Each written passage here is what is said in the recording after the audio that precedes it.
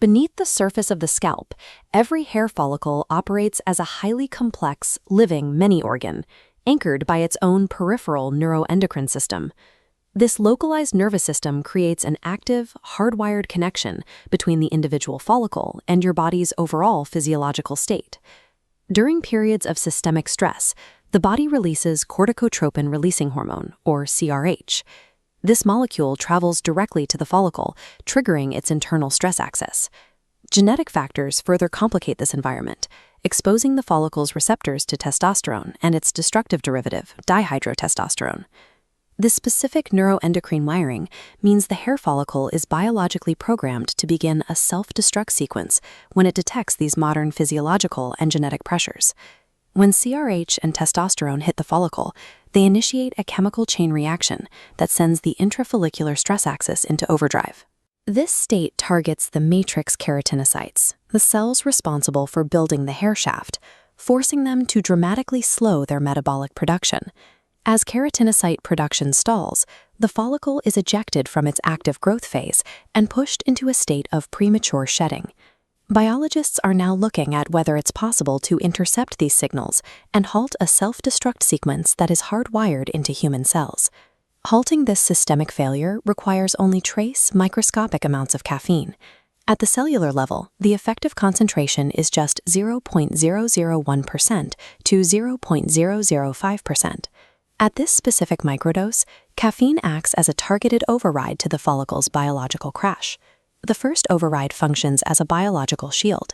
Caffeine directly downregulates the specific cellular receptors activated by the stress hormone CRH. This blockade silences several stress-induced signals, specifically CRH receptors 1 and 2, ACTH, and the melanocortin receptor 2 node. Caffeine also suppresses substance P, an independent stress marker, providing a secondary layer of follicular defense. By blocking these pathways, caffeine effectively disconnects the hair follicle from the body's internal stress cascade. With stress signals neutralized, caffeine reconfigures the follicle's growth cycle by modulating two specific biochemical pathways.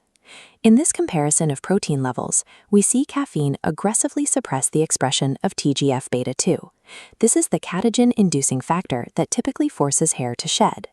Simultaneously, caffeine upregulates IGF-1, an essential protein that helps lock follicles into the active growth phase. The physical result is visible in this immunofluorescence comparison.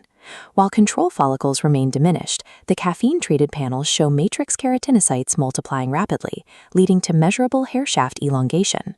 These specific biochemical shifts command the matrix keratinocytes to resume the active production required for healthy hair density.